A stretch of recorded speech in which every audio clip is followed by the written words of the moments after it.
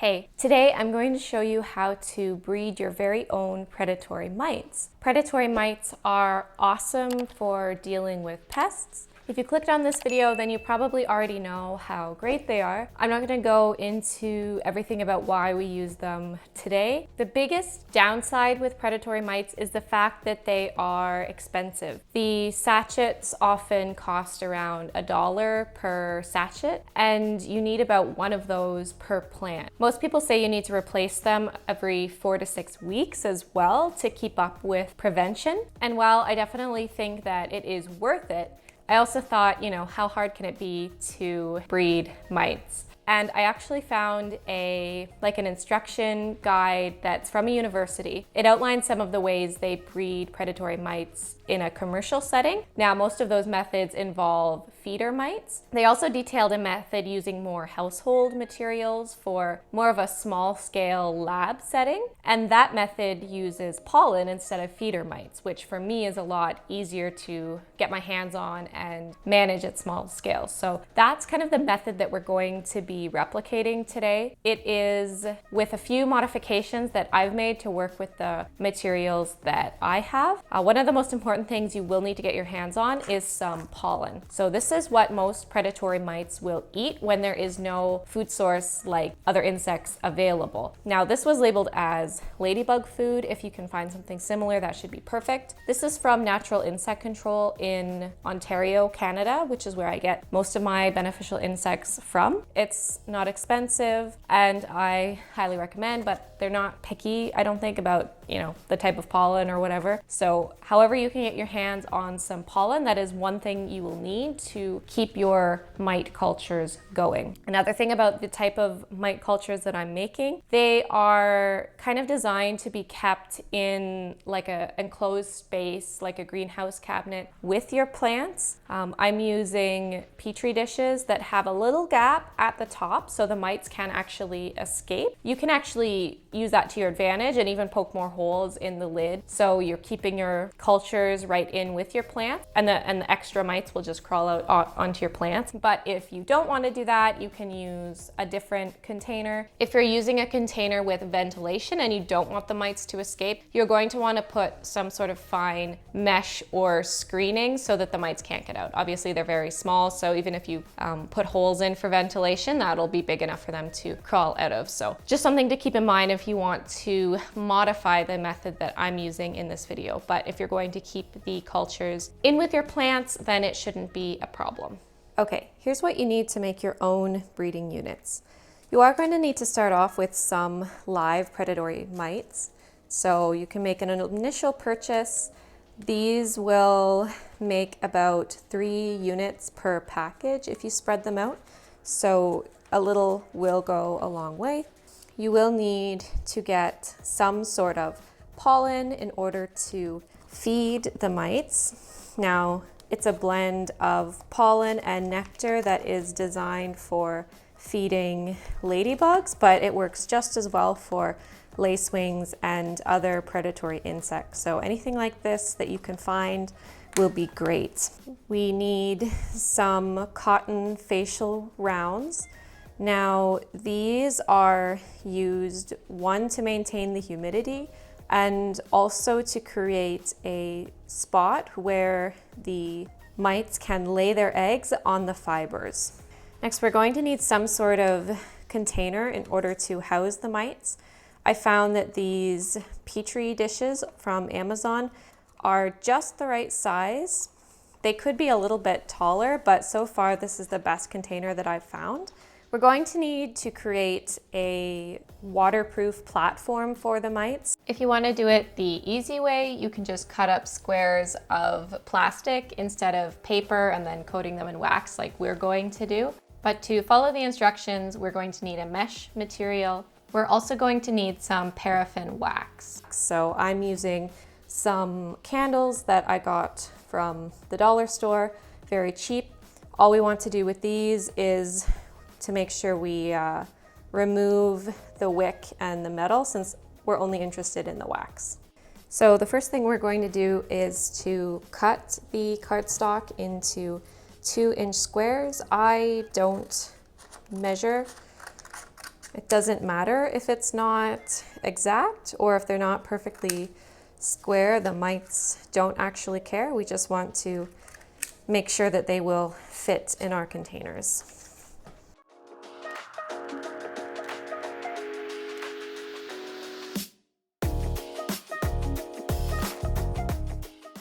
Now that we have our paper squares, we're going to cut our mesh squares so that they're also about 2 inches. We want them just slightly larger than the papers. And again, it doesn't matter if it's not exact. I usually just use one of the papers for a guide and go from there.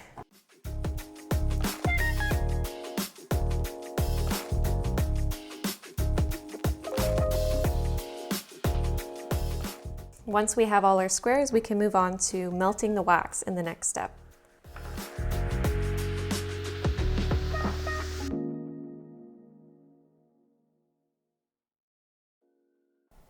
Okay, all we're doing here is just cutting up the candles into smaller pieces. The smaller the pieces of wax, the faster they will melt. I probably could have cut mine even smaller, but it doesn't really matter. Just be careful if you are cutting something round, try to keep it on the flat surface so that it doesn't roll around and you could end up hurting yourself. Also, just a note on the type of wax, the instructions called for not soy wax. I think the soy might be too soft, whereas paraffin wax is harder. So I believe that's why we're using the paraffin wax. Generally, little emergency candles will be paraffin wax. It's got this white, milky, translucent color to it, as opposed to soy wax, which is more of a yellowish color. Obviously, you don't want anything that has like a scent to it. The mites will not appreciate your scented candles. Okay, what we're doing here is setting up what's called a double boiler in order to melt the wax. So you just want to get a pot, fill it about 1/3 of the way with water, put it on the stove about medium heat. I've taken and added my wax to a glass bowl that is heat safe. And then that bowl fits into the pot. So it's not touching the water, it's just kind of sitting above it. So as the water starts to boil and steam, it will heat the bottom of that glass container without putting it on the heat directly. Once the water started boiling, I turned down the heat to about low medium. It's pretty easy to tell when the wax is melting because it will go clear and it'll be really liquidy. And you definitely want to wait until it's all melted before you start working with it. Overall, this process took me about 20 minutes, including the water boiling in the beginning. Once it started boiling, it went a lot faster. Once the wax is completely melted, we can start the fun part. So we're going to take our squares of paper and our squares of mesh and put the mesh over the paper. Then we want to take our tweezers and we're going to dip that whole unit together into the wax. Make sure it's really well coated. Try not to bend the paper too much like I did. Let the wax squares drip off as much as possible before moving them to a parchment sheet. If your wax starts to re-solidify as you're working, you can just put it back on low heat. I left mine right on the stove so that I could do this easily, but the water and the wax retained enough heat that I didn't actually have to heat it up anymore. It worked for about 20 papers with no problem. You might have to take some of the excess wax off your tweezers as it starts to build up. The wax cools pretty quickly, so it's quite easy to work with. The purpose of what we're doing here is to create an imprint in the wax. It's going to leave little channels that the mites can walk around in, almost like little highways. They don't always stay in those channels, but that's what the instruction manual recommended. When you're all done with the wax, you can just leave it in the bowl to solidify. It's much easier to remove once it's solidified. If it doesn't just pop out nicely, you can put the whole thing in the freezer and that should contract the wax away from the bowl and you should be able to get it out without leaving too much residue. After the wax has completely solidified, we're going to take and peel that mesh away from the squares. Do this gently. You don't want to break it off the squares. It should come off in one clean peel. This part is definitely a little bit messy, so I recommend doing it right over top of that parchment sheet where we kept our squares on to begin with. If you find that it's not cooling fast enough, you can also put the squares in the freezer or put them outside if you're somewhere where it's cold out. If you have extra little bits around the edges, feel free to break them off. They were interfering later on in fitting the squares into my containers, but it also doesn't hurt to leave it. It really does not matter. The squares are reusable. You should be able to use them to make more cardstock wax squares in the future. You can also use them at the bottom of pots and things, in self-watering pots, for example, to either keep the soil in or prevent the roots from growing through. So definitely don't just throw them out right away. All right, time to put everything together. So we're starting off with some cotton rounds. We're going to need to go and get these wet. The original instructions called for using 3 of these cotton rounds on the bottom of the container. Now I'm only using 2 because that's all that really fits in these Petri dishes, but if you're using a larger container, then use 3. With these rounds, you don't need to squeeze them out or anything. You want them to be pretty much saturated with water. You really don't want these drying out. Okay, now we're just going to put down our wax squares that we made. If you need to trim them to fit, that's okay. You can also just use plastic squares. As I mentioned earlier, I have experimented with that with the mites and they don't seem to do any worse than the wax papers, but this is the method that was outlined in the instructions that I found.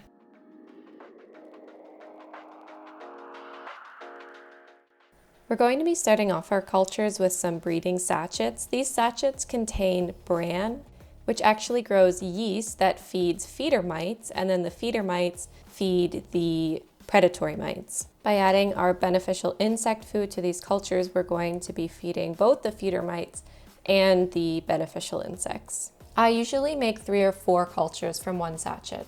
I'm leaving one of the cultures alone to show you how you can make a culture from the live cultures that you already have going, and then you don't need these live packets of mites with the bran all the time. You can just make more from the mites that you've already produced. We're going to be feeding the cultures some pollen. I use less than 1/8 of a teaspoon, I think, in each, especially when they're not developed. They don't need a ton, and this amount will last you about a week before you need to feed again. Use too much and it'll probably start going moldy early. I'm also putting just pollen on the one square that we're starting from an existing culture and that we're not using the bran with. Next step, we're going to take more cotton rounds. We need 1 for each culture. We're not going to get it wet. This one needs to be dry, and this is going to provide a place for the mites to lay their eggs on. In the instructions, it mentioned using non-absorbent cotton, and as I was doing research, it seems like that's the kind of cotton that they use in a lab setting. They use it to stop up test tubes and it doesn't get wet. So if you can get your hands on that, that would be great, but I found that these cotton rounds work just fine. If you're planning on keeping multiple kinds of mites, it is a good idea to label them. These are Californicus mites, but I have some swirskii mites as well. The nice thing about these Petri dishes is that you can stack a whole bunch of cultures so that they take up less space, so I'm just going to do that and set them aside for now. For this last culture, I'm going to be taking a previous culture that I made. Now this was one of my earlier attempts. The little dots you're seeing are most likely feeder mites. The actual predatory mites move a bit faster. Here's a close-up look at what those feeder mites look like. Now, depending on where you get your beneficial mites, you might not have these feeder mites in the package, or they might not develop in your cultures, but that is okay because the predatory mites will eat the pollen directly, and the process for making the cultures is exactly the same.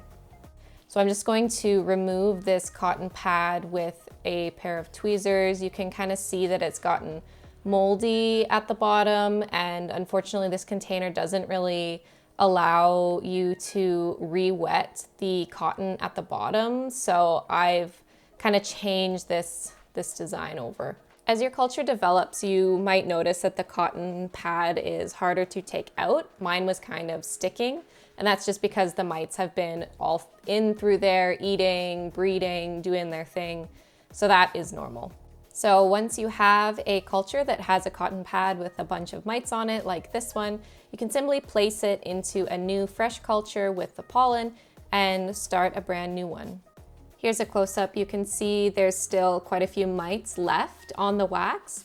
So if you want, you can just add a fresh cotton pad to the old culture, but since I don't want to really use this design anymore, I am not going to do that. What I am going to do is actually make another new culture with the old wax piece. So I'm just going to try and get as many mites off of that as possible and transfer them to a new container. Again, the bottom cotton pieces did get quite moldy from the bran falling down in there. The new design seems to be a little bit better for that, but if you do notice the cotton rounds getting moldy, you can always just throw them out and replace them with fresh ones. Now, if you look closely, you'll see the little feeder mites moving around. They tend to kind of glom up together. I'm just gonna give those new mites a quick feed as well, give them a fresh cotton round, and label them since these are swirskii mites. Now these cultures are ready. I'm putting them right in my greenhouse cabinet, right by my plants, so any that escape can crawl right out onto the plants. You can also place them individually with your plants, but I find keeping them in a stack just makes it easier to check up on them and maintain them. It can take a couple weeks for the cultures to develop, but you will eventually notice little mites crawling around. These ones have actually escaped through the crack in the lid, which is why I recommend keeping them with your plants. And you can certainly make additional holes in the lid as well, especially if you're noticing a lot of condensation. As far as upkeep goes, you're gonna wanna check on your cultures about once a week. So we're going to make sure that the cotton rounds on the bottom are moist and give them additional food as well. So that's what I'm doing now. I'm just checking on some cultures. I actually fed them just a couple days ago, so most of them don't need food, but I just want to give you kind of a realistic idea of what they look like after a while.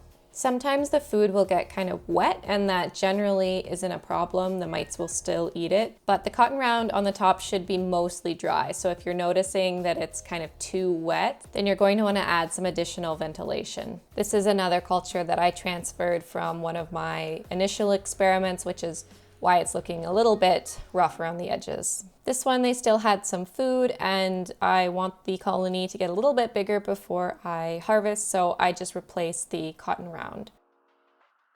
In this one, you'll see a bunch of additional little bugs running around. Those are springtails, and they are nothing to worry about. They eat mold and live in moist environments, especially in the cotton rounds underneath. You'll see when we lift this up, there's a whole bunch of them. Honestly, they're totally harmless and fine. If you see that many, then it's probably an indication that the culture is going moldy. So you'll probably want to change out the cotton rounds and possibly add more ventilation as well. Now I'm just lifting up the wax paper in these to feel how wet the cotton rounds are. You want to keep them wet. You definitely do not want your cultures to dry out, otherwise the population will crash. Now this is quite a mature culture. I'm actually going to harvest this one, and all we really need to do for that is to take out the cotton round. Some of the mites will stay in the cotton so we can move them to our plants, and some of the mites will stay on the wax paper so that we can keep the culture going. Now to get the mites where we want them, I actually just reused these mite breeding sachets. I cut a slit at the top. I actually put the old bran in my isopod bin, but you can just throw it out. I just fold up the cotton round like a taco, stick it in there, and then you can just hang the sachet on your plants like you're used to. Now these do work best in a high humidity environment. Since we cut that slit in the package isn't going to maintain the humidity the same way it did before, and the mites will do much better with the humidity. Now I'm just going to feed the mites that are remaining, and put a fresh cotton round on the top. Once your mite cultures really get going, you should be able to harvest them about once a week. As your cultures are developing, you'll probably notice these feeder mites first because they tend to move slowly and kind of glom together. The actual predatory mites are more mobile and they move faster. They might be a little trickier to spot, but they will be there. The ideal temperature for the mite cultures is around 25 degrees Celsius, and at that temperature, it should take 5 days for the eggs to develop into adults. Thanks so much for watching this video. I really hope that you found it helpful. Please let me know if you have any questions or if you've tried this method and it has worked for you. Also, let me know if you come up with modifications, what you have done to make it better or easier. I'd be really interested to know all of that. I think it's a really cool experiment, and I'm also trying to improve the way that I'm doing it all the time. I've had my mites for a couple months now, and they've helped a lot to keep my spider mite and thrips populations under control. I do hope to do a more thorough video in the future about beneficial insects in general and how to use them to treat things like thrips. So stay tuned for that. In the meantime, you can subscribe if you want to see more of my content or follow me on Instagram. Thanks so much, guys. I will see you in the next one.